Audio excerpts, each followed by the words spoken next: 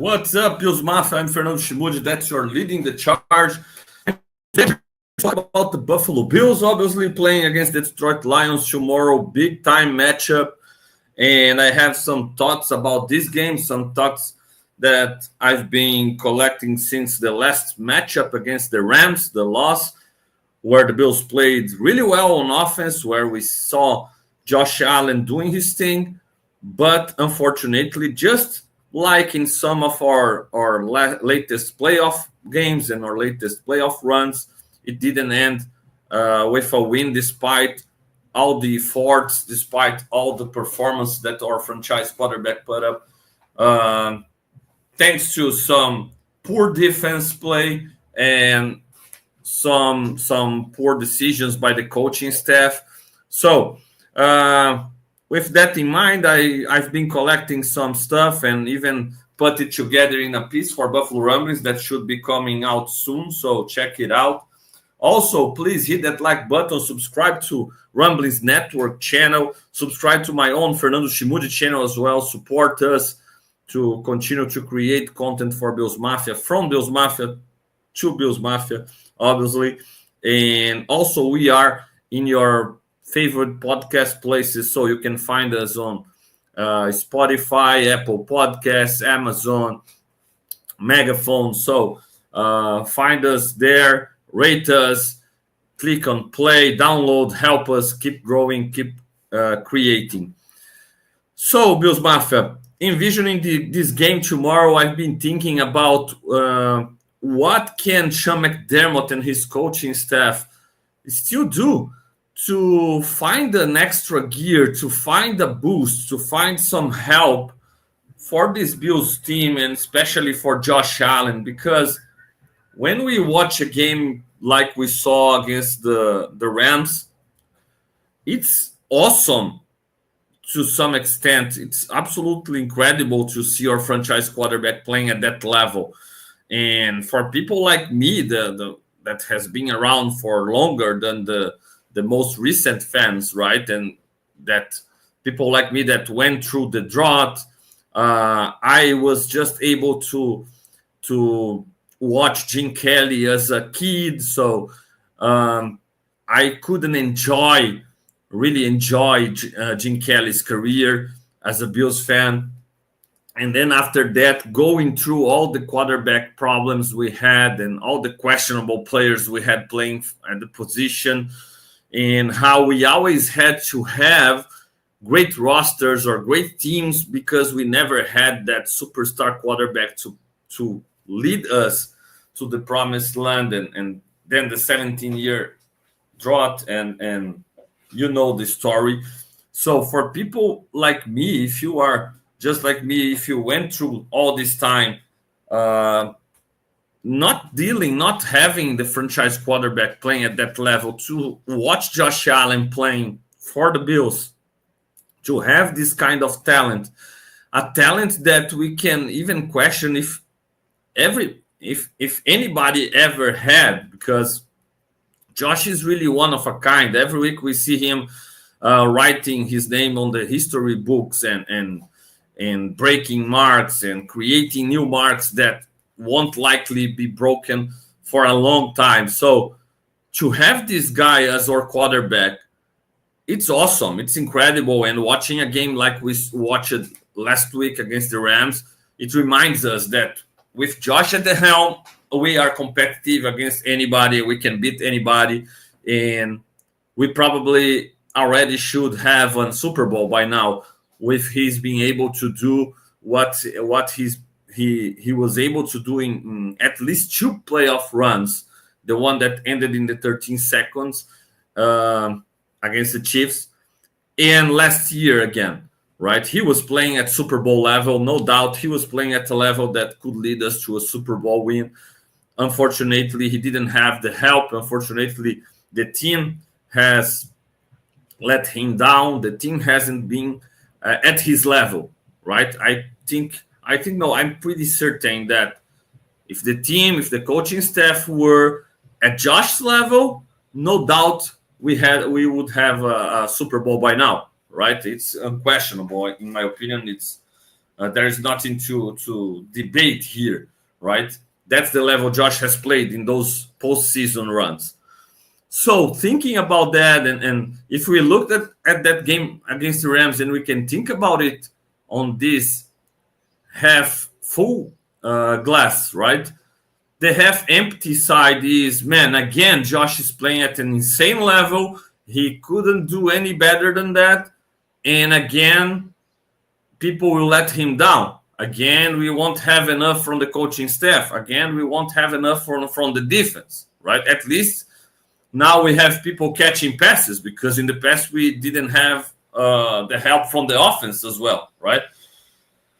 So with that in mind, I started to think about possibilities where this team could still grow, where this team could still improve, where some help could still come from to help Josh to take the next step and finally win in the playoffs, win the AFC, win a Super Bowl. And looking at this roster and looking at this team, I feel like there are some possibilities that haven't been exploited by McDermott. Look, I'm not saying that going the direction, oh, McDermott sucks, McDermott is bad, McDermott got to be fired. No, I'm not going this direction. McDermott is a historical coach for the Bills already. McDermott has done a great job for the Bills. Obviously, he took the franchise in a situation where nobody wanted to be the Bills coach, and he turned the program around. He installed a great culture in the building. He created great teams. He built great teams alongside Brandon Beane. Yes, they had some bad picks, but they had some great picks as well. So they've done a great job, right? And there is no question about that. There is no question about Sean McDermott also falling short in the biggest moments of his coaching career, right? And maybe, and I hope so, experience will make him grow, will make him learn. He's the first one to always say, the last game he said it again. A game like that, we got to learn from our mistakes. We got to get better. We got to improve. We got to be better next time. So I hope, and I can see some development from McDermott for sure. For sure. He's not the same coach as he was when he took the team over years ago, right? He's not, for example, he's not inviting people in the last drive of the game, playing total prevent defense and giving teams the field goal, right? I mean, when they have an entire 2 minutes drill against them, they're not playing soft defense like they played in the 13 seconds game or like they played against the Eagles last season and even against the Broncos and against the Bengals. Obviously, a lot of examples when they started a campaign in their 20 yards, 30-yard mark, and McDermott and his defense were basically defending a touchdown and giving away a field goal so people could march down the field and get that field goal to tie a game and go to overtime. So he's not doing that since that Ty Dunn article. And it's interesting because some people will think, oh, McDermott won't pay attention to an article like that, or people won't pay attention to an article like that, or oh, well, that was a hit piece. Or the fact is, since that article came out, McDermott changed some of his ways. And one of the things he's changed is he stopped with that prevent defense late in games, giving away the field goals. He before the article was published, he had just went through a game like this against the Eagles where they gave away a field goal and they went to overtime and then lost in the overtime. And he started to be more aggressive in late game situations.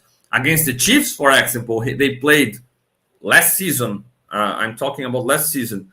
They played more aggressively late in the game. It almost killed them with the Kelsey's lateral.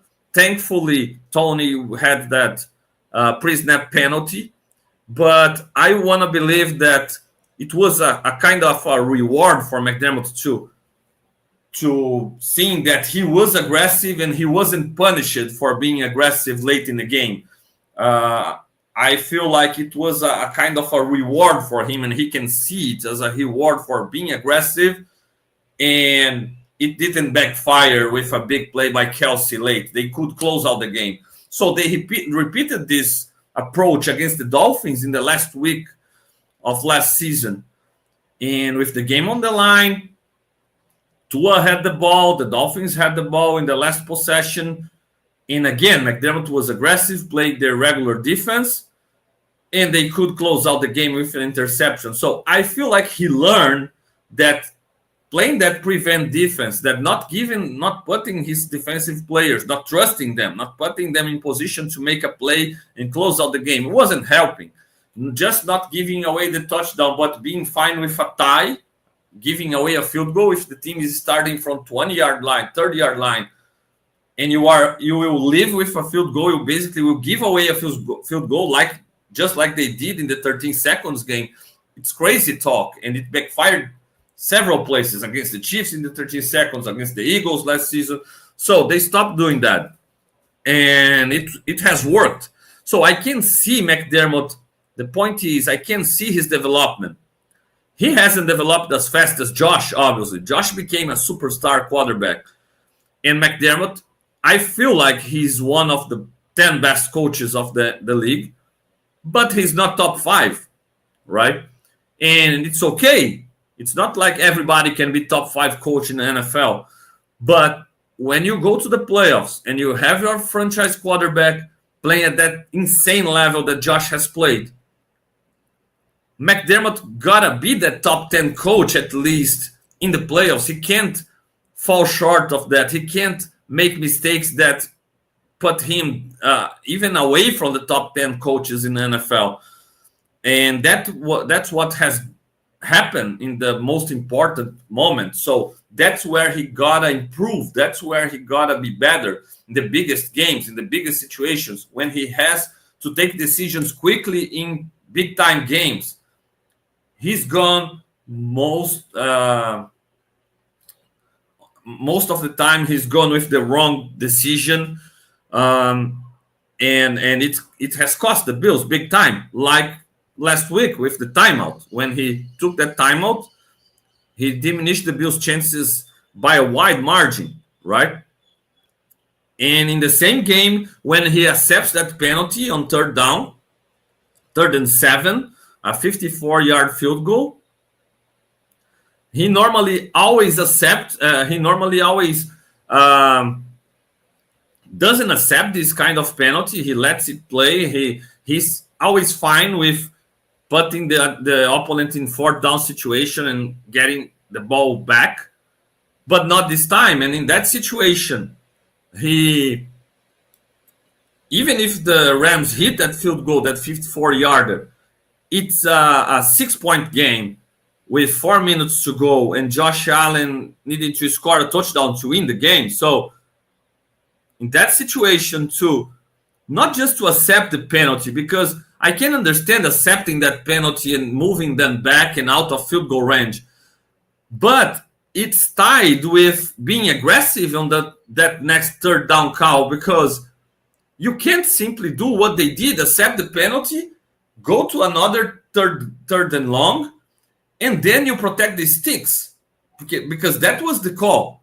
The Bills played third down again on 3rd and 15. They were afraid of giving away a first down, and they played the sticks, and they gave away a 10-yard gain. And instead of being on 4th and 7 like before, they were on 4th and 5, and they gave away the 4th and 5. And they actually gave away even more if the Rams tried a little more yards. They were protecting the stick. So the combination of the decision there is awful, right? And those were decisions that we always want to believe that, oh, McDermott is a head coach. He knows better than me in this situation. Oh, Brandon Beane is the general manager. He knows better than us when evaluating players. And obviously, they know better than us most of the time. But those guys aren't perfect. They are flawed as well. And that combination of calls shows how flawed McDermott can be in taking or making a decision in game, a quick decision he got to make in a big time game, in a big time moment.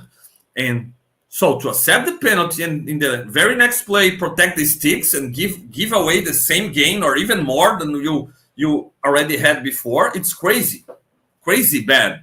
That's the kind of mistake that has cost the Bills in the playoffs before, and that's what makes people question if McDermott can do the next step, because everybody knows McDermott is good, but good hasn't been enough, right?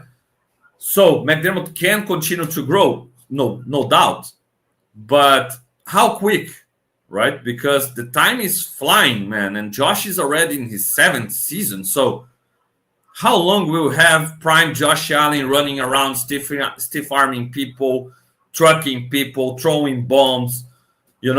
How far? How long? I hope we can have him forever, but that's not realistic, right? So that decision was awful, and I was thinking about how can McDermott be better with those decisions. That's a question I've questioned myself, and how can he minimize those mistakes in those big time decisions? And I kind of came with an answer quickly after this break.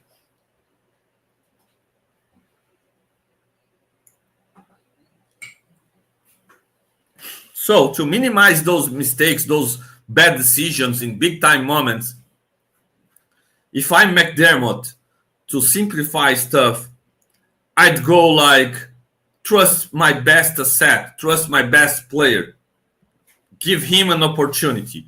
If in doubt, trust Josh. That would be my approach, because yes, they've built a good team. They have a good defense, flawed, as we saw last week again, but a good defense. They have good players all across the board. No superstars yet. We have people going that direction. We have former superstars. But true superstar talents in the NFL right now, Josh Allen is the only one we have, right? So they have a good team. But again, good hasn't been enough. You got to be excellent in the playoffs if you want to win the Super Bowl. And those mistakes, those decisions, you got to trust Josh, because he's the best player you have. He's the best chance of winning. When the Bills went on that 4th down against the Chiefs, and McDermott made the right call there instead of kicking in the field goal, trusting that Bass would hit that field goal, and then giving the ball away to Patrick Mahomes and Andy Reid, McDermott trusted Josh over Bass. He trusted Josh over his defense, what is, in my opinion, a big example of McDermott's development. He would never trust his quarterback, his offense, ahead of his defense in the past. McDermott is a defense-first guy. The defense is his baby. He's not the defensive coordinator anymore, but you can bet he's highly involved in the decisions on that side of the ball. He trusts Babich on the play calling, but he's there talking to him, communicating all the time. So to McDermott to not trust his defense, because he could perfectly go in the sense of, I will kick a field goal, and all I want to do is not give away a touchdown. We give away a field goal, we're cool. No, McDermott instead was like, you know what? I trust Josh more. And let's put this game away. And on 4th down, he gave Josh the keys. Brady put on a call that I wasn't satisfied with, because Josh in the interview said, okay, we had a man beater there. They showed man, played zone, and I had to improvise. Man, it's the biggest call of the game. The biggest call of the biggest game of the season so far. Joe Brady goes 100% they are playing man and we have a man beater. That's bad coaching. You got to have an option. And your option can't be, if it's zone, go Josh, be Superman and save us. It can't be the answer. It can be plan B. You got to have a plan A and a plan B. And then Josh being Superman, maybe the plan C. Then you are with ammunition to, okay, now I have 3 possibilities of converting this play. I'm cool now. But you go to 4th and 2 with a call that, okay, we are good if they play man, and it looks they're playing man, so let's go with the call. And you have no variation. You have no man concept on one side and zone beater on the other side. You have no option. Like, if it's zone, Josh got to do something out of nothing. That's bad coaching, right? So I like Joe Brady. I think a lot of people are enamored with him right now and think he's being awesome. I don't think he's being awesome. I think he's been good, but there are some questions about him, and this is one of the things that has bothered me. You can't go to the biggest play in the game with just one possibility. Oh, they are playing man. We have a man beater. You gotta have one part of the concept being able to beat zone. You gotta give Josh one option, especially against zone, because if it's against man, if it's the opposite, okay, we have a zone coverage beater, and if it's man, then Josh can run because people will turn their heads around. They won't be watching him, and he'll be able to run, to scramble against man coverage. But the opposite, that's bad. And thankfully, Josh was awesome, and he got the first down and even more, and the touchdown, and sealed that game. But my point is, they can be better. They got to be better. And in that situation, I feel like McDermott showed development. He showed that he can trust Josh over his own defense. That's development. That's going the right direction. So my point is, difficult decisions, trust Josh. Starting from the timeout against the Rams last week. It's 4th and 7, right? They likely kicking a field goal. And if they hit that 54-yarder, that wasn't a gimme, but it's a dome, okay, you kind of think they're going to hit that against the Bills especially. But it's a 6-point game. Josh has 4 minutes to score a touchdown, and he's being awesome all game long. Their defense hasn't been able to stop him.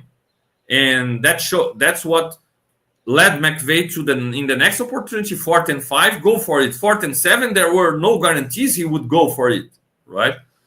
But still, it was better defending 4th and 7 than 4th and 5. So trust Josh. What should I do in this situation? Trust Josh. How could he trust Josh? What's the guarantee that he wouldn't give away a first down in the 3rd down? Not accepting the penalty. So decline that penalty. Live with what McVay would do in 4th and 7, kicking the field goal, and then you have to score a touchdown to win the game. 4 minutes left. Josh with the ball. Trust him, right? Oh, but Fernando, they could have gone for 4th and 7 as well. Okay, but 4th and 7 is harder to convert than 4th and 5, right? So if you accept the penalty and then you play soft defense, giving away the 3rd down game to defend 4th and 5 after that. So that's a bad decision. A bad decision after another one. So trust Josh and minimize your chances of making a mistake. And if you make a mistake, if it's after that Josh can't convert, can't gain the first down, the offense can't get the job done, you can go to the press conference. You can come to us as fans and say, look, my line of thinking was I gave our best player a chance of winning, and unfortunately it didn't work out. And then obviously all the pressure, everything will go to Josh and to the offense on being able to lead the team and get the job done, as they've been able to do most often than not. But unfortunately, every time the defense comes back to the field on those big-time games, they give away touchdowns and they give away the leads late in games. And Josh should have, I don't know, maybe 5, 6 more fourth quarter comebacks if the defense didn't allow another comeback after his comeback, right? So other bad decision in the last game, taking the timeout on after a touch push um, on when the Bills were at the goal line situation. Tom Brady, commenting the game for Fox, said, "Look, you gotta pass the ball there." Again, no plan B, no plan C. They only have plan A. It's first and goal, whatever. 1 yard line. The only play the Bills have for short yardage is the touch push. Man, I have nothing against the touch push. I think they gotta use it. I think they have great efficiency there using that play. They convert most often than not. So great play for short yardage. But not having variations, not having a plan B, especially in that situation, you knew if you couldn't get in, you would take a timeout. First of all, no, don't take the timeout. So if you were it didn't work out, line up and go again. No timeouts taken. Waste of some 10, 15 seconds more, but don't take the timeout. But even before that, you could have a variation. You could have something showcase a touch push and have a different play. I remember a play from 2005, 2006 against the Seahawks when Drew Bledsoe lined up in Seattle for a kind of a quarterback sneak and then simply dropped back a little bit and threw a lateral to Willis McGahee, who ran for, 50 yards, 30 yards for a touchdown. So for the Bills to not have any variation, any plan B for the touch push, especially in that situation where they knew an incomplete pass wouldn't be that bad. It would stop the clock. And then you could go for the touch push. So again, if needed.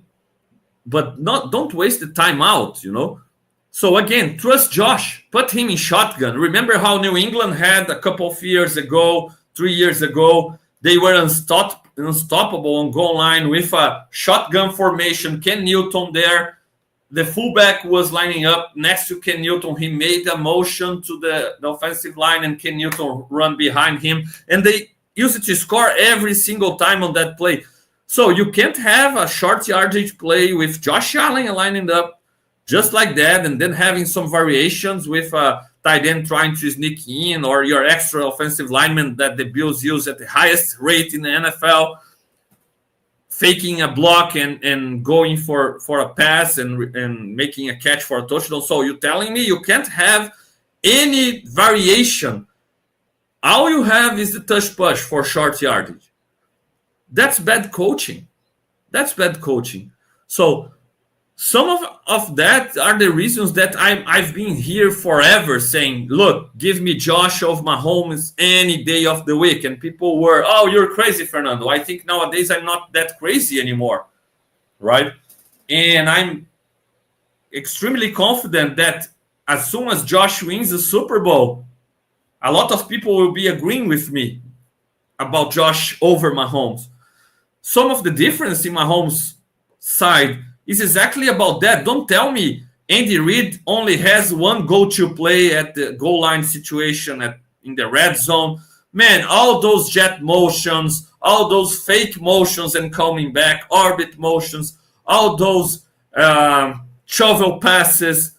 Mahomes, most of the time, has to do a simple pass that he can make them look good sometimes, but they are simple passes out of great variations, a lot of creativity, and great play calling. And with Josh, you go for touch push, and if you don't, you can get in, timeout, and go for another touch push. So that's insane.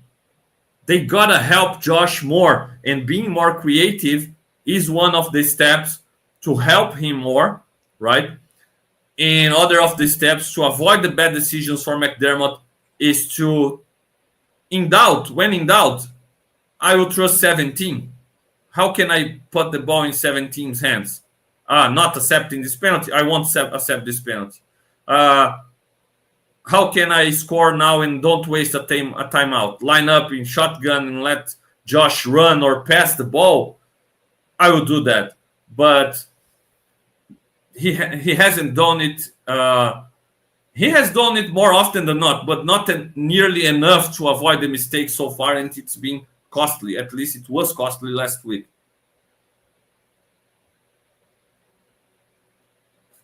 Speaking of creativity and changing the size of the ball, the Bills have struggled against the run against some teams, right? And we'll have a incredibly tough challenge tomorrow against the Lions in their run game with two-headed monster, Gibbs and Montgomery, one power back, one speed back, great offensive line.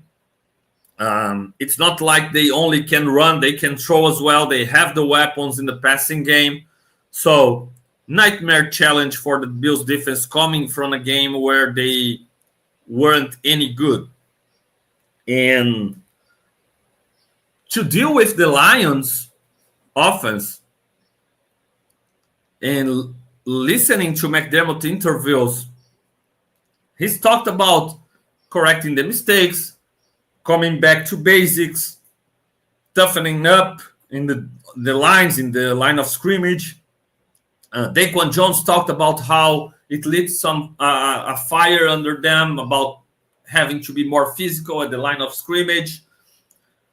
My fear about those interviews is that the Bills believe they can simply play the basic stuff defensively against the Lions, and if well played, it will be enough.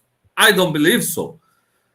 And it's not just because what happened against the Rams last week, but because also of what happened in the previous playoff runs when against the best teams, against the best offensive minds, against the Andy Reids, against the Patrick Mahomes, against Joe Burrow, we saw that our basic defense that works pretty well most of the regular season and confuses most of the young quarterbacks or the not so good quarterbacks. They can't really decipher or defense lining up almost like the same, but changing coverages and playing different zone coverages and don't showing those coverages pre-snap. When you face experienced, good quarterbacks, they know exactly where to do and where to go with the ball against our zone defenses, even if you can mask some of those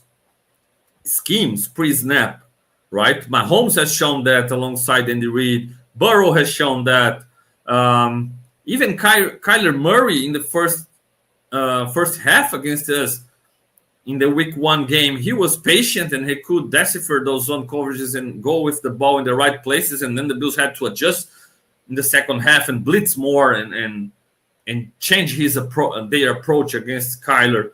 So the experienced quarterbacks will beat our zone schemes, right?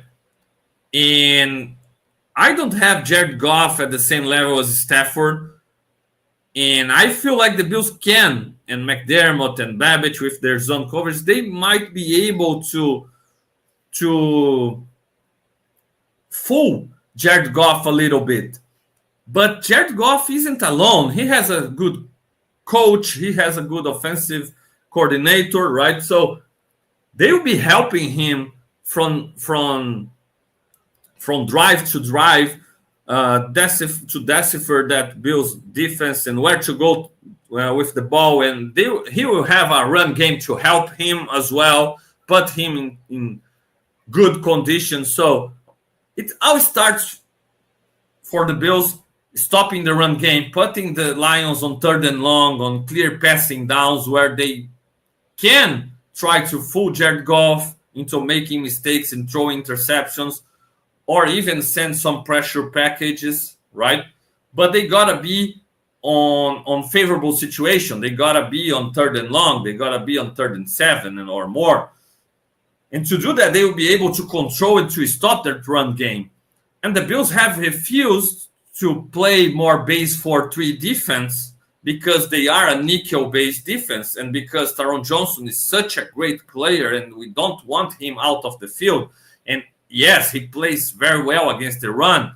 He plays as in fact, or weak side linebacker in some 4-3 looks. All right, nickel defense, but they line up like a 4-3 look, and they have Taron Johnson as one of the outside linebackers. So, and he shoot the gaps and make some tackles, extremely physical, but it doesn't change the fact that he's a small guy. He would be a very, very small weak side linebacker. Terrell Bernard is a small middle linebacker. He's great. He's awesome. You know, Terrell Bernard is my guy. And I believe he's trending in the direction of becoming a superstar for the Bills defense, but he's going that direction. But he has some limitations against the run game due to his size, right? And Matt Milano isn't the biggest either, right? So you have the Bills are weirdly formed on the defense side of the ball because you got to think, oh, the Bills have a small but fast defense.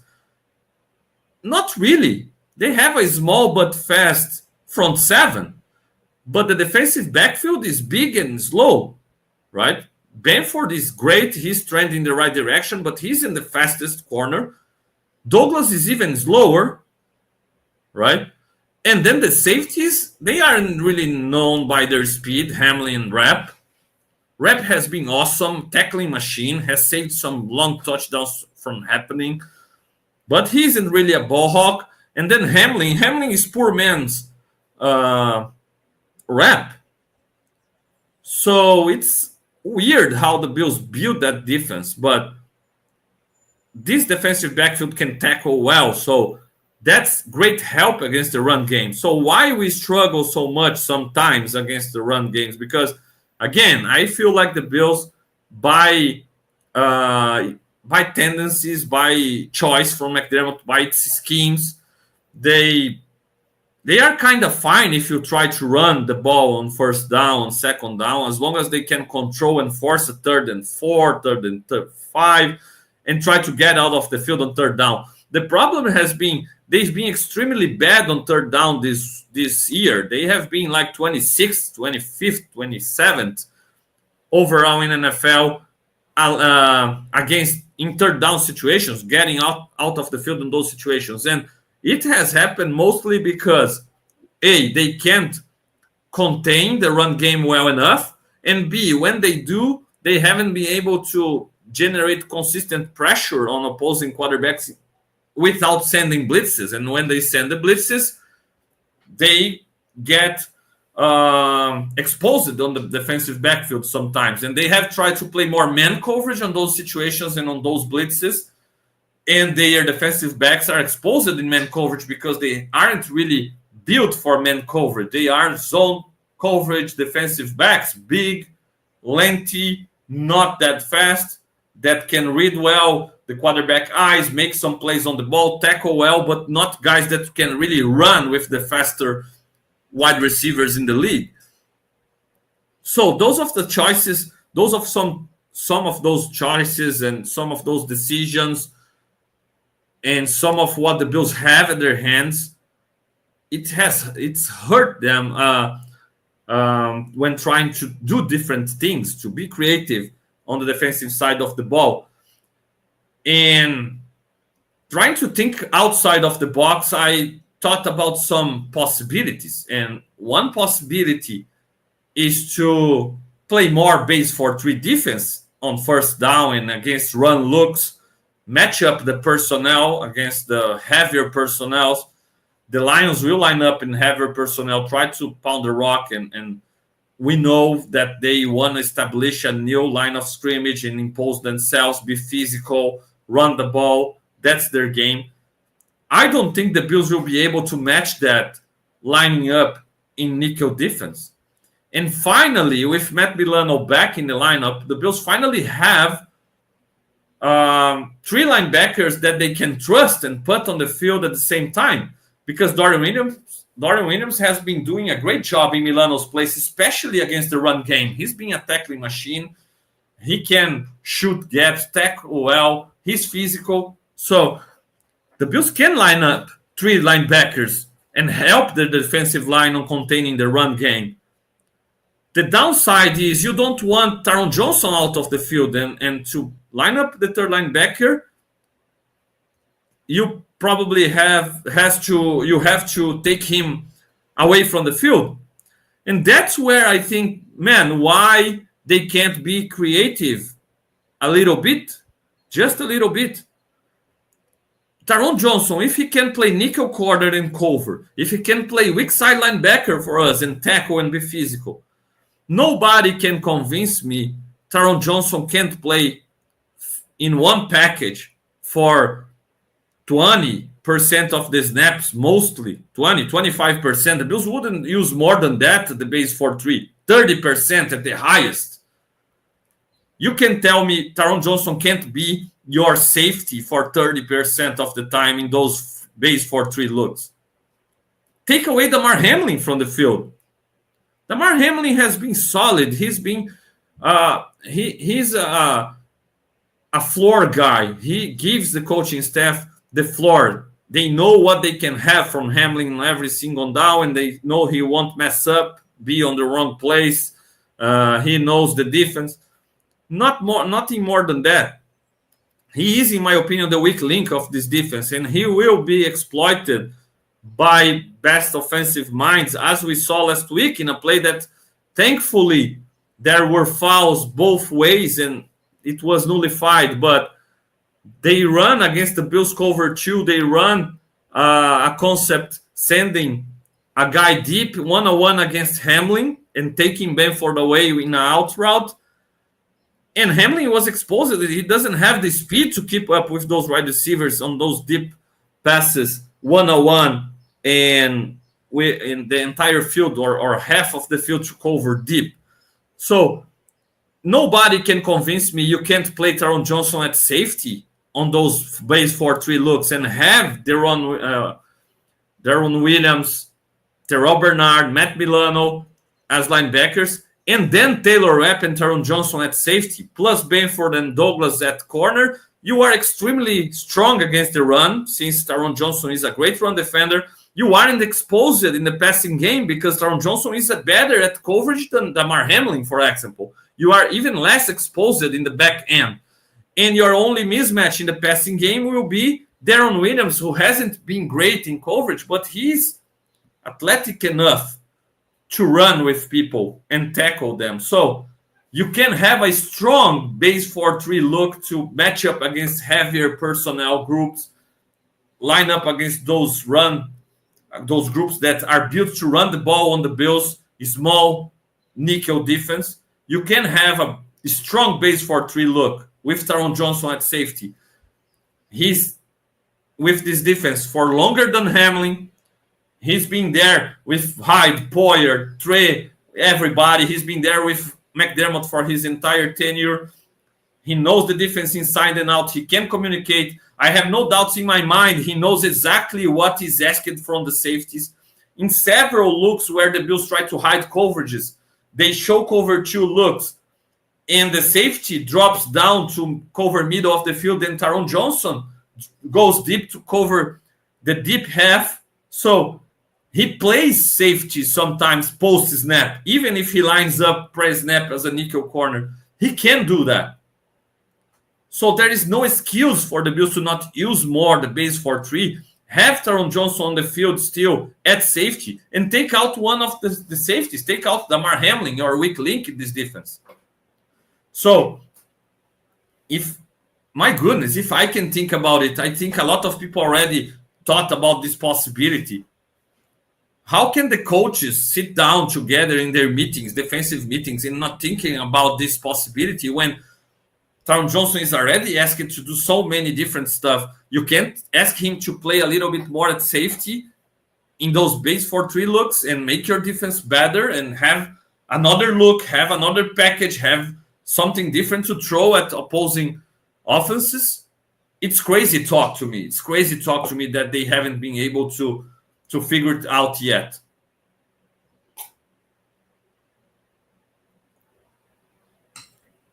Another way of making the most of this roster, making the most of this team, they have been, since the beginning of the year, in their wide receiver group, they have thought about everybody eats and rotating guys and giving everybody opportunities and and not thinking about themselves, thinking about the team first.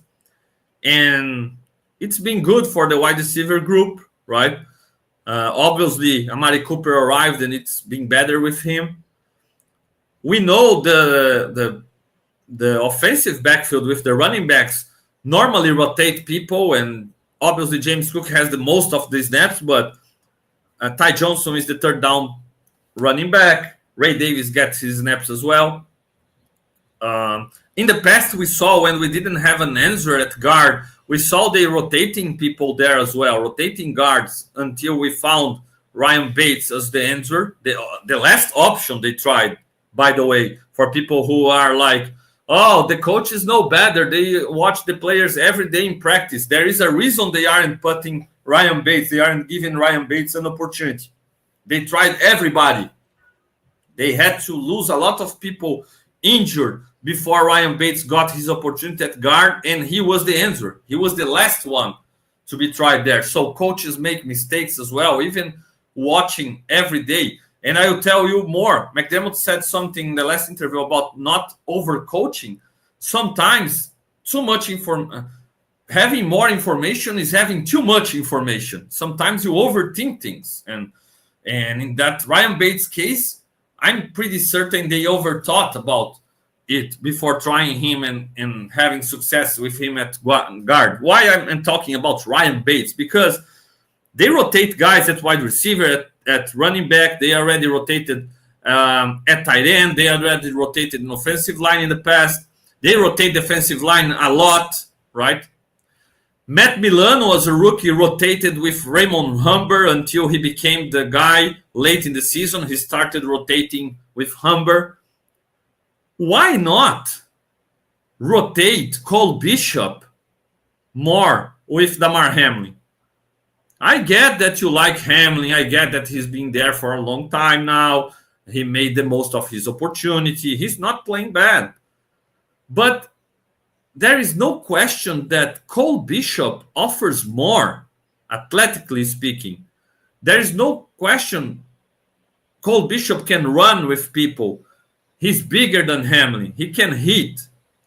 Oh, he made a mistake against the Texans. Well, a costly mistake. A big play touchdown. Yes, he did. But also he made some plays and it was one mistake. He had a decent game for a rookie there. More he plays, more he'll be ready. Remember, last season, when we lost Milano, they went Tyrell Dodson instead of Dorian Williams. Dorian Williams got a quick shot. He looked even good, but he made some mistakes. And then Tyrell Dodson took over. Dodson wasn't bad. He was solid. He was good in his role. And he didn't play on passing downs. He played dime. So he was kind of Hamlin right now at safety. And when we lost Bernard later and we really needed Dorian Williams ready to play, we didn't have Dorian Williams ready to play against the Chiefs, and they had to go with A.J. Klein.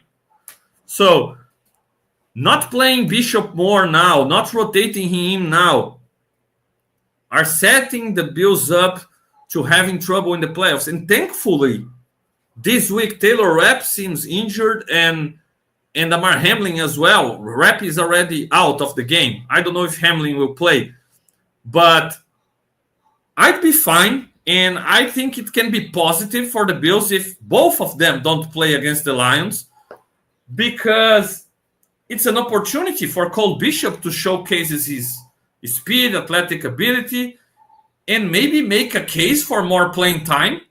I hope so, because as I said, Hamlin is the weak link. And with Bishop, maybe, obviously, he's a rookie. He'll be tested, but I feel like he has more tools to answer those tests. I feel like Hamlin will be tested and he can pass through the test of knowing the defense, communicating well, but he won't pass the test of running with a faster wide receiver, making plays on the ball in the passing game. So it's a good opportunity for Cole Bishop and even for Ken Lewis. Ken Lewis is small, but he plays bigger than his size. He's faster than Hamlin. He tackles harder than Hamlin. He can make more plays on the ball.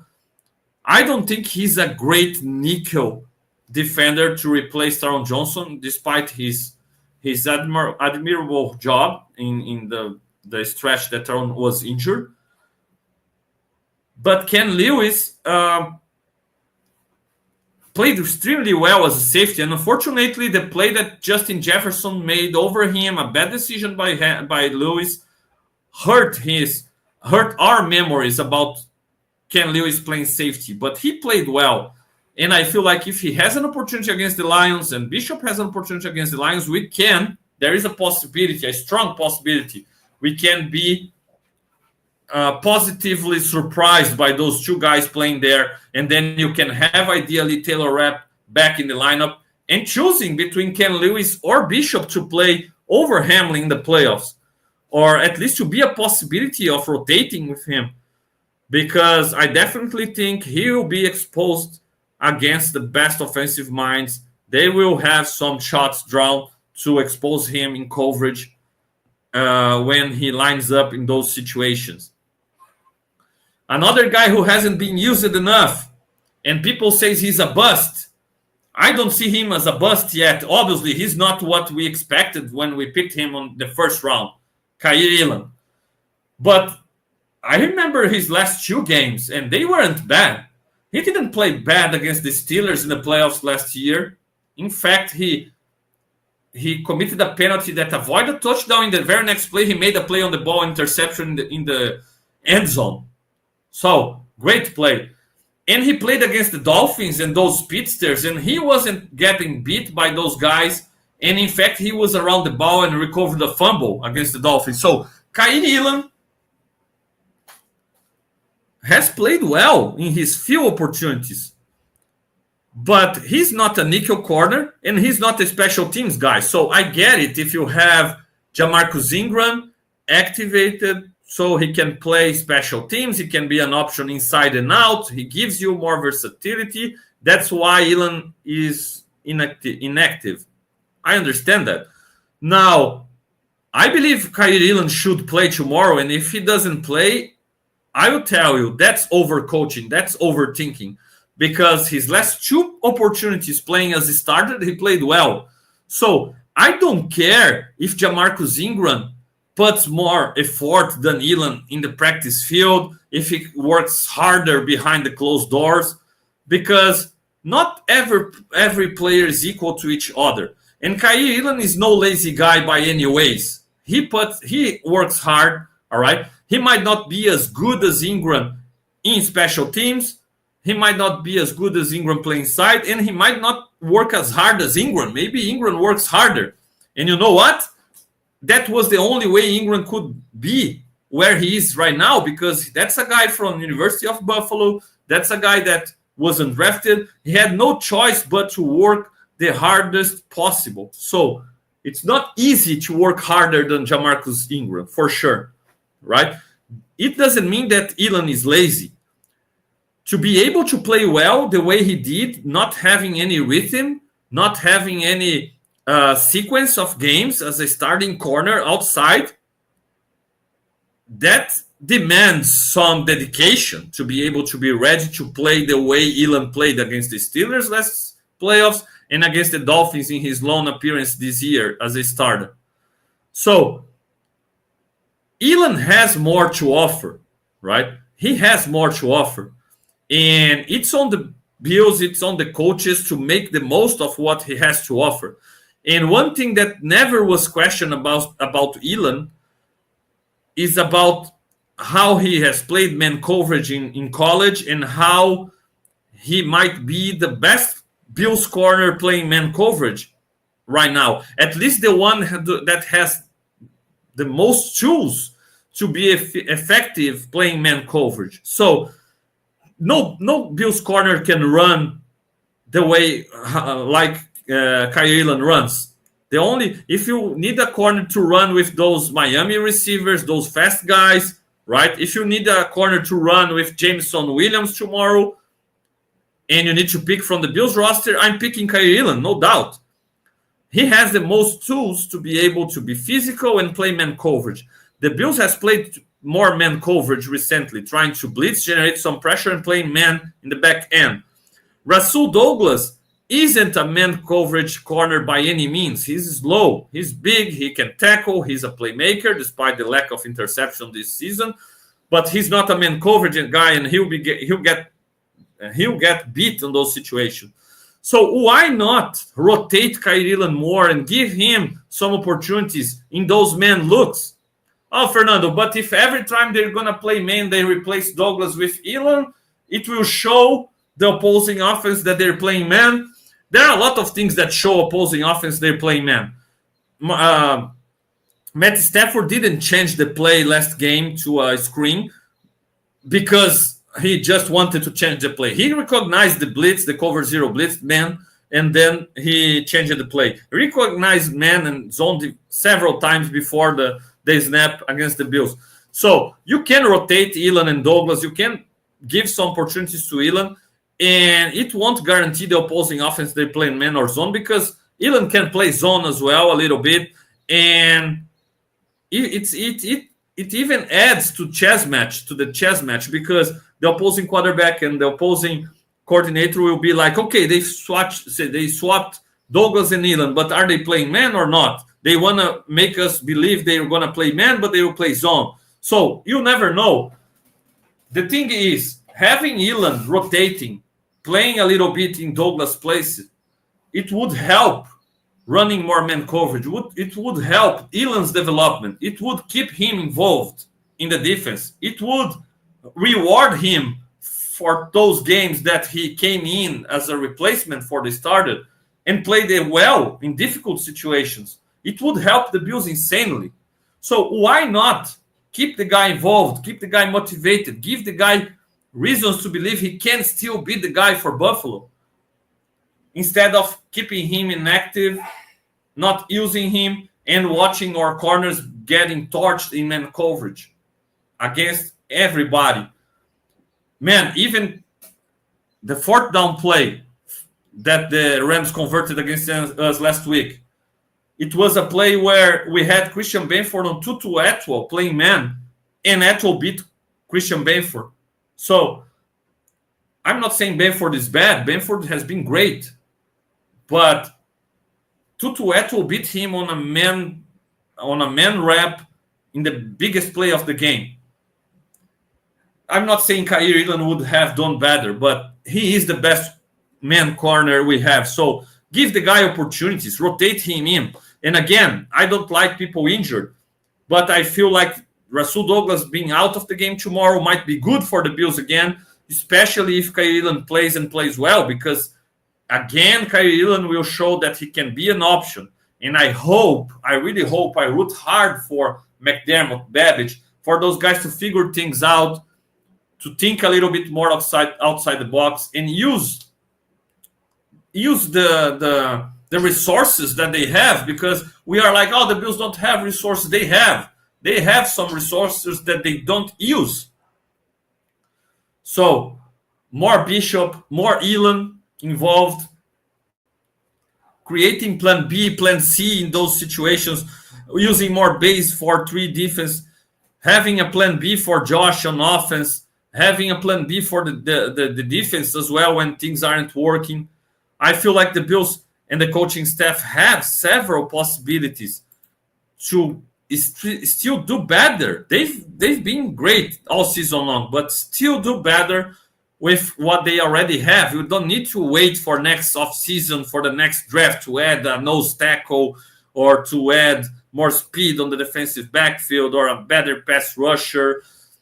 No, you gotta make the most of the pieces that you have. And I feel like the Bills haven't done that, and they can be better at this. And to close it out, Bills Mafia, really quickly, Amari Cooper gotta be on the field. 3rd and 5, second half, first campaign, 3rd and 5. The Bills were behind the scoreboard. They had to score coming from the halftime. It's a passing down. Josh scrambles a little bit to the left and misses Shakir in the middle of the field, and the Bills punt the ball. The Bills had on that play Mac Hollins, Curtis Samuel, and Khalil Shakir as the 3 wide receivers. And coming from the half, 3rd and 5, and you have Amari Cooper on the sidelines. That's ridiculous. That's dumb, right? You gotta have Amari Cooper on the field on all passing downs. He is a threat. He can win one-on-one. He is widely respected all over the league. He will draw attention. So there are innumerable advantages of having Amari Cooper on the field on clear passing downs. You can't go with Hollins and Samuel and Shakir when you have Cooper. No, he gotta be there. He gotta be there. So again, the Bills rotate and give opportunities for a lot of guys, and then some of the guys that they invested the most of their resources in the draft, they are extremely patient sometimes, or they refuse to give those guys opportunities, even when they are playing well. Like Elon played against the Dolphins last game he started. They refuse to give them opportunities to make some mistakes in regular season, learn from them, continue to building. No, they are extremely patient and they settle down for limited floor instead of giving their potential high sailing guys more snaps and more opportunities. That's the way I feel like the Bills can, with this group, still do better this season and probably get over that hump in the playoffs and finally make it back to the Super Bowl. Okay, Bills Mafia, that's it for today. Let me know in the comment sections which of those takes and points you agree, disagree. If you are watching through Buffalo Rumblings chat and my article on Buffalo Rumblings, let me know about those possibilities and your thoughts on it. I'll be back with the leading the chart tomorrow after the game with the post-game show in Portuguese for Brazil and Portuguese-speaking countries. So thank you so much. Hit that like button, subscribe to Rumblings Network, subscribe to Fernando Schmude channel. Help me out. Like, download on Spotify, Apple Podcasts, Megaphone, and Amazon. I really appreciate it. Take care. See you around and go Bills.